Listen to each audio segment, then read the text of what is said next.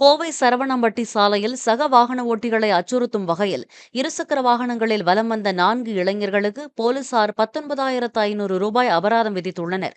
தலைக்கவசம் அணியாமலும் ஓட்டுநர் உரிமம் இல்லாமலும் வாகனத்தை ஓட்டியது, பொதுப்பாதையில் அச்சுறுத்தும் வகையில் வாகனத்தை ஓட்டியது ஆகிய பிரிவுகளின் கீழ் போலீசார் அபராதம் விதித்துள்ளனர்.